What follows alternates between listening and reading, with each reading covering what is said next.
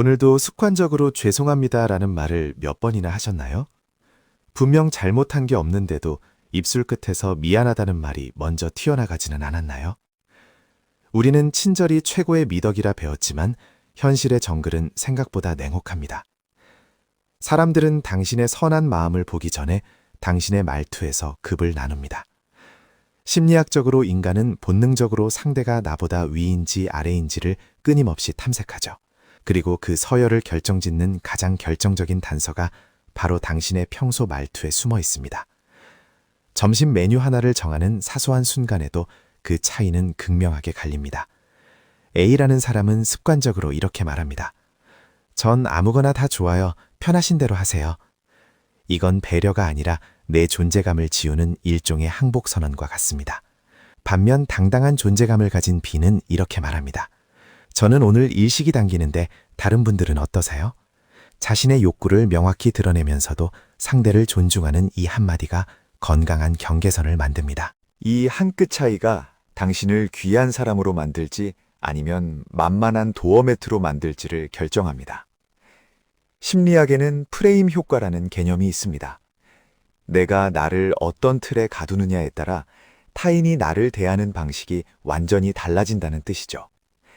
한번 만만한 사람이라는 프레임에 갇히면 아무리 옳은 소리를 해도 상대는 그것을 소음으로 취급합니다. 오늘 이 영상은 여러분의 착한 천성을 고치라는 이야기가 아닙니다. 당신의 그 소중한 배려가 제대로 된 대우를 받을 수 있도록 말투라는 갑옷을 입혀주는 시간입니다. 나를 갉아먹는 습관을 버리고 존재감을 되찾아줄 심리 전술을 지금 바로 시작합니다. 혹시 평소에 말끝을 흐리거나 은 것 같아요 라는 표현을 입에 달고 살진 않나요? 자신의 의견을 말하면서도 동시에 도망갈 구멍을 만드는 습관입니다. 심리학에서는 이를 울타리치기 전략이라고 부릅니다. 책임을 회피하고 공격받지 않으려는 무의식적인 방어 기제죠. 하지만 이 울타리는 역설적으로 당신을 가두는 감옥이 됩니다.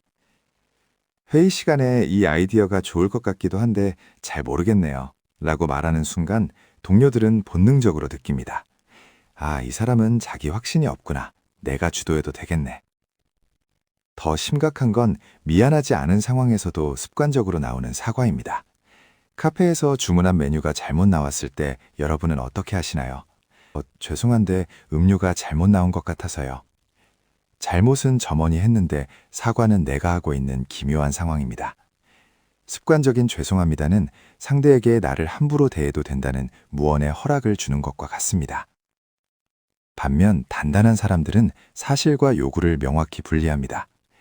저 아이스 아메리카노 시켰는데 뜨거운 게 나왔네요. 바꿔주시겠어요?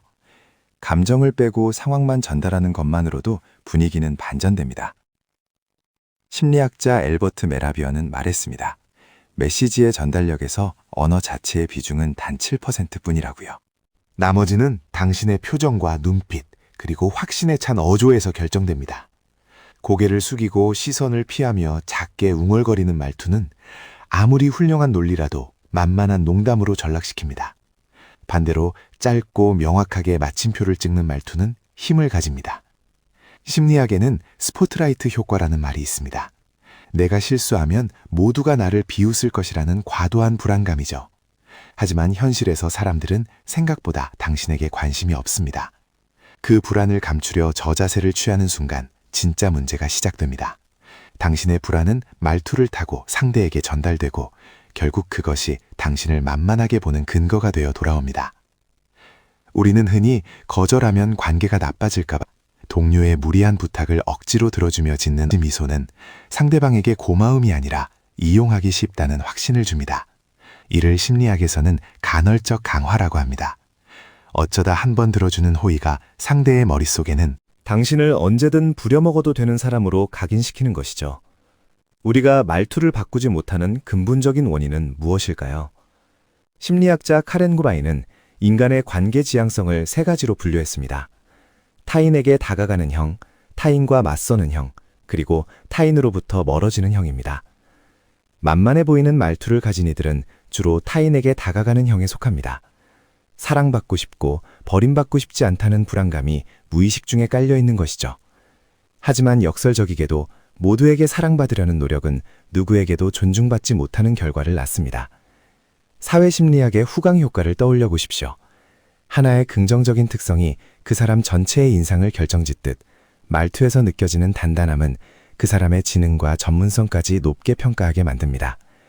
반대로 비굴한 말투는 당신의 모든 실력을 가려버리는 안개가 됩니다. 그렇다면 당장 내일부터 우리는 무엇을 실천해야 할까요? 첫째로 불필요한 추임새를 완벽히 제거해야 합니다. 그러니까 저 같은 단어들은 당신의 확신을 갉아먹는 주범입니다. 말을 시작하기 전 1초만 멈춰보세요. 침묵은 어색한 것이 아니라 당신의 말에 무게감을 더해주는 장치입니다. 둘째는 문장의 끝을 확실히 내리는 하강조의 말투를 연습하는 것입니다. 만만해 보이는 사람들은 질문이 아닌데도 문장 끝을 올리는 경향이 있습니다. 내일 보낼게요 라고 끝을 올리면 마치 상대의 허락을 구하는 것처럼 들립니다. 내일 보내겠습니다 라고 마침표를 찍듯 말끝을 내리세요. 작은 차이지만 상대방이 느끼는 권위의 농도는 완전히 달라집니다. 셋째는 나 전달법을 활용한 경계 세우기입니다. 상대방이 무례한 농담을 던졌을 때 왜 그런 말을 하세요? 라고 공격하기보다 그런 말을 들으니 제 기분이 좋지 않네요 라고 말해보세요. 앞으로는 조심해 주셨으면 합니다 라고 나의 상태를 전달하는 것이 핵심입니다. 이를 통해 불필요한 감정 소모 없이 당신의 존재감을 각인시킬 수 있습니다. 넷째는 시각적 자신감을 확보하는 것입니다. 말을 할 때 상대의 미간이나 인중을 바라보는 연습을 하세요. 직접적인 눈맞춤이 부담스럽다면 이 방법만으로도 충분히 당당해 보입니다. 어깨를 펴고 턱을 살짝 당기는 자세는 당신의 목소리에 더 큰 울림을 줍니다. 다섯째는 침묵을 견디는 힘을 기르는 것입니다. 상대방이 무례한 요구를 했을 때 즉각 대답하지 말고 3초만 기다려보세요. 그 짧은 침묵만으로도 주도권은 당신에게 넘어옵니다. 당황해서 말을 내뱉는 순간 당신은 만만한 사람의 굴레에 다시 갇히게 됩니다. 마지막으로 스스로에게 관대해지는 연습이 필요합니다. 내가 거절하면 저 사람이 나를 싫어하지 않을까 하는 공포에서 벗어나세요. 당신을 진심으로 아끼는 사람이라면 당신의 거절을 존중할 것입니다. 당신을 쉽게 보려는 사람들의 평판은 더 이상 신경 쓸 가치가 없습니다. 자신의 가치를 증명하는 법은 거창한 웅변이 아니라 사소한 어미의 변화에서 시작됩니다. 거울 속의 나를 가만히 들여다봅니다. 언제나 웃고 있지만 어딘지 모르게 지쳐 보이는 얼굴. 착하다는 말이 더 이상 칭찬으로 들리지 않는 순간이 있습니다. 오늘도 누군가의 무리한 부탁을 거절하지 못했습니다. 마음속으로는 수만 번 아니라고 외쳤지만 입 밖으로 나온 말은 괜찮아요, 제가 할게요 였습니다. 그 순간 내 안에 무언가가 서서히 무너져 내리는 것을 느낍니다. 왜 나는 내 감정보다 타인의 시선을 더 두려워할까요? 나의 친절이 나를 갉아먹는 독이 되고 있다는 것을 알면서도 말이죠. 사람들은 나의 침묵을 동의라고 생각합니다. 나의 배려를 당연한 권리라고 여깁니다.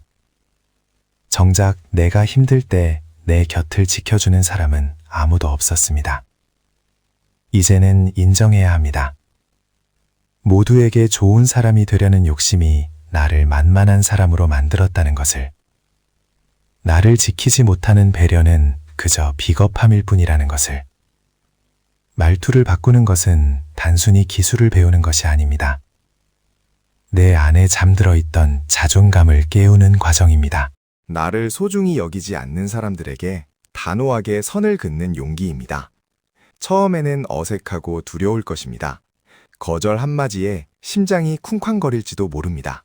하지만 그 한마디가 나를 자유롭게 만들 것입니다. 비로소 내가 내 삶의 주인이 되는 순간입니다. 나를 만만하게 보던 이들의 눈빛이 달라짐을 느끼게 될 것입니다. 당신의 단단해진 말투는 당신을 지키는 가장 강력한 방패가 되어질 것입니다. 마지막 파트입니다. 우리는 오늘 나를 만만하게 만드는 말투와 그 이면의 심리에 대해 깊이 있게 나누었습니다. 지금까지의 이야기가 조금은 아프게 다가왔을지도 모릅니다. 하지만 이 아픔은 변화를 위한 성장통입니다. 단순히 단어를 바꾸는 행위가 아닙니다. 내 삶의 주도권을 타인에게서 나에게로 되찾아오는 아주 숭고한 여정입니다. 당장 거창한 변화를 시도하지 않아도 괜찮습니다. 그저 말끝을 조금 더 분명하게 맺는 것 하나만 해보세요. 불필요한 죄송합니다를 줄이는 것부터 시작해보세요. 심리학에는 상호 호혜성의 원칙이라는 것이 있습니다. 내가 나를 먼저 존중하고 소중히 대할 때 비로소 타인도 나를 어떻게 대해야 할지 알게 됩니다. 당신은 그 자체로 충분히 가치 있는 사람입니다. 타인의 기분을 맞추느라 당신의 영혼을 깎아내리지 마세요. 그 가치를 스스로 증명하는 단단한 말투를 갖게 되시길 진심으로 응원합니다. 오늘 영상이 여러분의 얽힌 관계에 작은 균열을 내고 그 틈 사이로 새로운 자존감이 피어나길 바랍니다. 조금씩 변화하는 당신의 모습을 댓글로 공유해주세요. 구독과 좋아요는 당신의 단단한 성장을 돕는 큰 힘이 됩니다. 여러분의 내면이 더욱 견고해지는 그날까지 함께하겠습니다. 감사합니다. 다음 영상에서 더 깊은 통찰로 찾아뵙겠습니다. 편안한 밤 되시기 바랍니다.